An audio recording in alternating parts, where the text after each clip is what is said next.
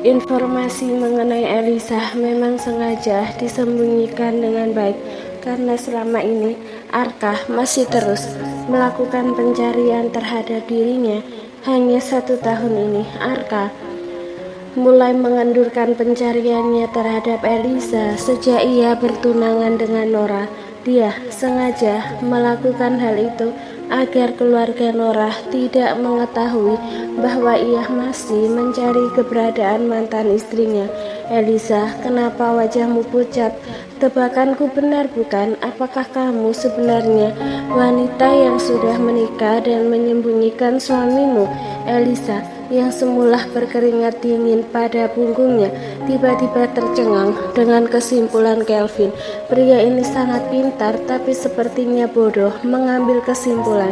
Alih-alih curiga ia menyembunyikan anaknya, ia justru menduga memiliki pria lain.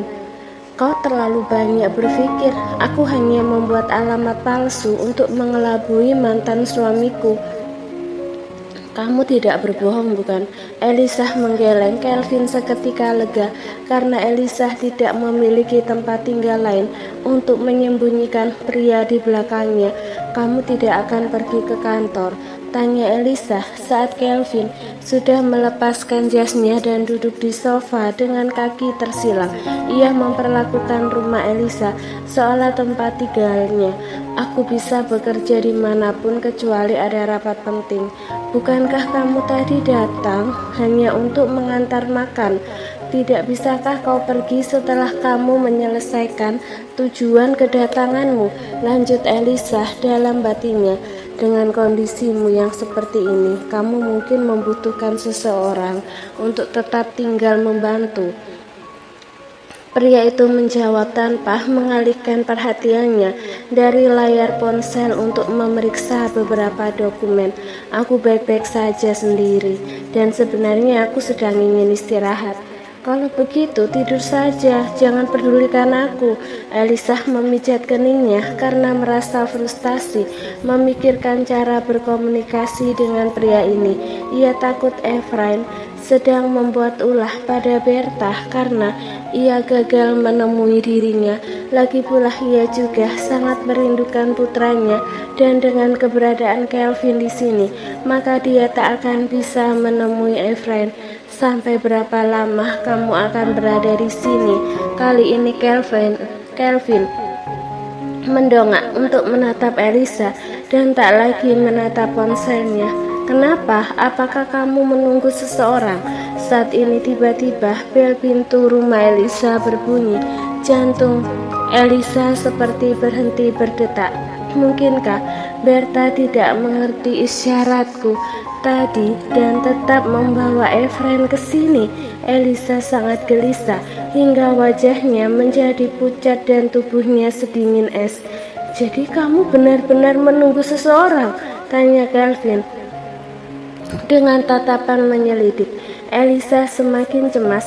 Apa yang ingin ia katakan tertahan di tenggorokan. Ini akan menjadi akhir untuknya jika sampai Efrain menunjukkan diri di depan Kelvin.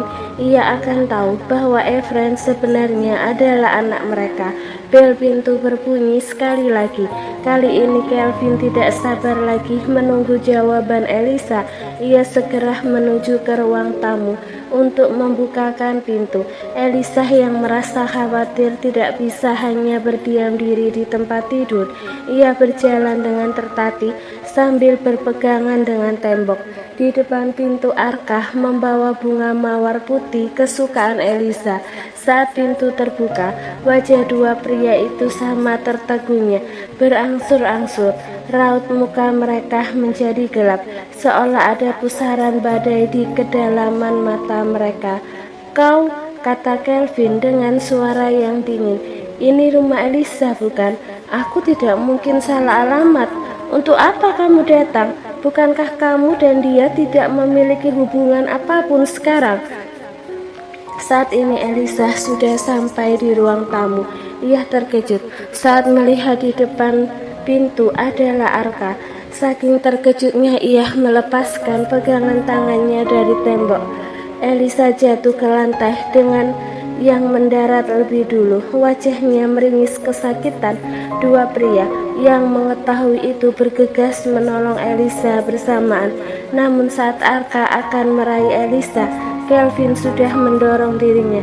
Apakah kamu bodoh? Tidak bisakah kamu hanya beristirahat di atas tempat tidur dengan kondisi kakimu yang seperti ini? Maki Kelvin. Apakah bajingan ini adalah tamu yang kamu tunggu sampai kamu begitu antusias? Sela Kelvin sebelum Elisa menyelesaikan kalimatnya. Elisa menggeleng. Ia tidak antusias. Semula ia justru ketakutan bahwa tamu yang datang adalah Efrain. Kini setelah ia tahu bahwa tamu yang datang adalah Arka, ia tidak tahu harus menangis atau bahagia. Elisa, apa hubunganmu dengannya? Kenapa ia ada di sini? Cecar Arka yang merasa kecemburuan mulai merayap pada dirinya. Apa urusanmu menanyakan hal itu? Arka mengepalkan tinjunya. Jadi saat Kelvin menolongnya di tempat golf itu, semua bukan karena kebetulan. Pria ini dan Elisa telah memiliki hubungan sebelum aku bertemu dengannya. Rasa sakit yang tumpul menggoyak hati Arka. Dia harus mendapatkan Elisa, namun ini tak akan mudah lagi jika ia berhadapan dengan Kelvin, salah satu dari 4 tuan muda paling berpengaruh di Canberra. Arka lalu melihat salah satu pergelangan kaki Elisa yang dibalut. Ia menyadari bahwa wanita ini tengah terluka. Elisa, apa yang terjadi dengan kakimu? Arka hendak mendekati Elisa kembali, namun didorong mundur oleh Kelvin. Menjauh darinya, hubungan kalian telah berakhir sejak 3 tahun lalu. Kalau begitu, apa hubunganmu dengannya? Arka tahu bahwa pemuda di kalangan atas hanya akan menikah dengan wanita yang sepadan. Jadi dia mengambil kesimpulan bahwa Kelvin hanya sedang bermain-main dengan Elisa. Dia wanitaku. Wanitamu? Tanya Arka dengan tawa mengejek. Elisa, kamu hanya dianggap sebagai wanitanya. Ia tak menganggapmu sebagai pacar atau bahkan calon istri. Jadi kamu tahu kan bahwa dirimu hanya tempat singgah sementaranya. Setiap pria di kalangan atas hanya akan menikahi wanita yang setara. Kelvin meninju Arka hingga pria itu tersungkur. Seingatku, kamu bertunangan dengan Nora. Jadi jangan samakan aku dengan dirimu yang membutuhkan pernikahan bisnis untuk menaikkan status. Arka menyekah darah yang mengalir dari sudut bibirnya. Aku sudah memutuskan untuk tidak melanjutkan pertunangan. Arka bangkit dan mendekati Elisa. Ia menaruh buket bunga yang ia bawa pada pangkuan wanita yang masih syok dengan perkelahian dua pria di depan mereka. Elisa, ini adalah bunga kesukaanmu. Mari kita memulai semua dari awal lagi. Aku akan menyelesaikan semuanya dengan Nora. Elisa semakin tertegun dengan perubahan peristiwa. Ia menatap bunga mawar putih yang dirangkai dalam ukuran besar di depannya.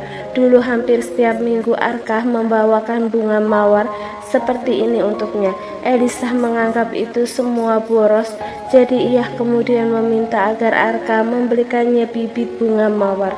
Setelah itu Elisa membuat taman bunga mereka sendiri. Di sana ada gazebo, tempat mereka biasa menikmati pemandangan bunga sambil minum teh. Kenangan itu masih sangat jelas di benak Elisa, termasuk perlakuan hangat Arka yang membuatnya tergila-gila. Namun hari ini ia tak merasakan perasaan itu lagi. Kelvin merasa kesal, namun dia diam-diam juga ingin melihat jawaban Elisa. Sejak beberapa tahun lalu aku lebih suka bunga baby breed. Tak masalah, aku akan membelikan bunga itu nanti dan membangunkan taman bunga baby breed seperti taman bunga mawar milik kita dulu. Elisa menggeleng. Sebenarnya aku hanya ingin mengatakan bahwa hal-hal tak lagi sama seperti beberapa tahun lalu. kesukaanku telah berubah, begitu juga dengan perasaanku padamu. Wajah Arka berubah muram setelah mendengar hal itu, sementara Kelvin menaikkan sudut bibirnya. Tidak, kamu pasti masih marah padaku sejak aku memintamu menggugur. Arka, cukup! Elisa menjadi pucat ketika Arka hampir saja membicarakan kehamilannya saat itu. Arka, aku tidak bisa lagi bersamamu, jadi bisakah kamu pergi sekarang? Benar, melihat reaksimu sekarang, kamu pasti masih marah padaku, Elisa. Aku akan menunjukkan padamu bahwa aku telah menyesalinya dan akan berubah. Kelvin menyeret lengan Arka dengan kencang lalu melemparnya keluar rumah. Jika kamu ingin perusahaanmu baik-baik saja, maka menjauh darinya. Ancaman Kelvin membuat Arka yang baru saja akan bangkit terdiam. Dia berada di Canberra sekarang, di mana ucapan Kelvin di sini sama seperti hukum. Dia tak akan mampu memprovokasi pria sepertinya. Kelvin membanting pintu apartemen Elisa dengan kencang. Saat ia masuk, dia tak melihat Elisa berada di sofa ruang tamu lagi. Gadis itu baru saja masuk ke kamar dan mengunci pintunya. "Kenapa kamu mengunci pintunya?" tanya Kelvin begitu ia gagal membukanya. "Aku lelah, bisakah kamu pergi? Aku ingin beristirahat." "Apakah kamu menangis? Kamu menyesali telah menolak pria jelek tadi?" jejar Kelvin dari balik pintu. "Berhenti memiliki imajinasi terlalu liar, atau aku sarankan kamu menjadi novelis daripada seorang presidir perusahaan." Kelvin tersenyum mendengar ejekan itu.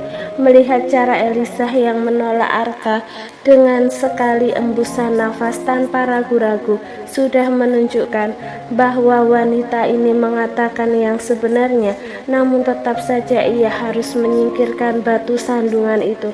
"Baiklah, selamat beristirahat kalau begitu." Kelvin pergi meninggalkan rumah Elisa. Saat ia berada di dalam lift, ia bertemu dengan anak buahnya yang telah mengamati tempat tinggal Elisa sejak semalam. "Apakah tidak ada yang datang mengunjunginya tadi malam?" "Tidak, bos, ia juga tetap berada di dalam rumah. Aku belum menemukan ada yang mencurigakan dari Nona Elisa." "Baiklah, terus awasi kalau begitu. Hubungi aku jika ada yang mencurigakan." "Baik, bos." Kelvin tidak kembali ke kantornya. Ia memiliki pertemuan dengan Kenan di salah satu pusat perbelanjaannya terkait dengan investasi bisnis yang akan mereka lakukan. Saat Kelvin berjalan, ia tidak sengaja melihat anak kecil yang sedang bersembunyi di sudut sambil terisak. Ia biasanya adalah orang yang tidak mau peduli pada sesuatu yang bukan urusannya. Namun kali ini ia tiba-tiba merasakan keinginan untuk menghampiri anak itu. "Kamu seorang pria, kenapa menangis di sudut sendirian seperti ini? Di mana keluargamu?" Efren kecil yang memiliki mata merah mendongak. Ia melihat pria di depannya dengan mata yang cerah. Kali ini tak banyak orang di sekitar Kelvin, jadi dia tak merasa takut seperti pertemuan terakhir kali. Apakah kamu tersesat lagi?" "Tidak, aku yang pergi diam-diam." "Kenapa?" "Ibuku tidak membelikanku boneka beruang, jadi aku merasa kesal dan bersembunyi darinya. Tapi sekarang aku tersesat." "Kamu seorang pria dan pria tidak bermain boneka. Tentu saja ibumu tak akan memberikanmu boneka beruang." "Tapi aku ingin boneka itu. Mereka semua menyebutku beruang kecil. Tapi kenapa aku tidak boleh memiliki boneka yang mewakili julukanku?" Saat mengatakan hal itu, mata Efren berkaca-kaca. Entah kenapa pemandangan itu membuat hati Kelvin terasa sakit. "Baiklah, aku akan membelikanmu boneka itu. Tunjukkan padaku di mana tokonya." Efren melonjak dengan kegirangan hingga ia melemparkan tubuhnya ke pelukan Kelvin yang sedang berjongkok di depannya. Lengan lembut bocah itu memeluk leher Kelvin. Dulu Kelvin tidak menyukai anak-anak yang rewel dan berbau ingus. Namun saat Efren mendarat ke dalam pelukannya, hati Kelvin mencair dan merasa hangat. Ia segera menggendong Efren ke dalam pelukannya, kemudian mulai berjalan. Terima kasih paman tampan yang baik hati, karena kamu sangat baik maka aku akan menjodohkanmu dengan mami. Senyum Kelvin membeku saat mendengar hal itu. Ia membayangkan dijodohkan dengan ibu dari Efren yang telah menjadi wanita parubaya. Dia kemudian merasakan merinding di sekujur tubuhnya. Jangan mengatakan hal itu. Aku dan ibumu tak akan pernah bersama. Efren cemberut. Kenapa? Mamiku sangat cantik dan banyak pria mengejarnya. Kelvin menelan ludahnya. Apakah pria yang dimaksud bocah ini adalah duda-duda di lingkungannya? Tolong jangan bahas itu lagi, oke? Mari kita membeli boneka beruangmu saja. Paman tampan, suatu saat nanti kamu akan menyesali tawaranku.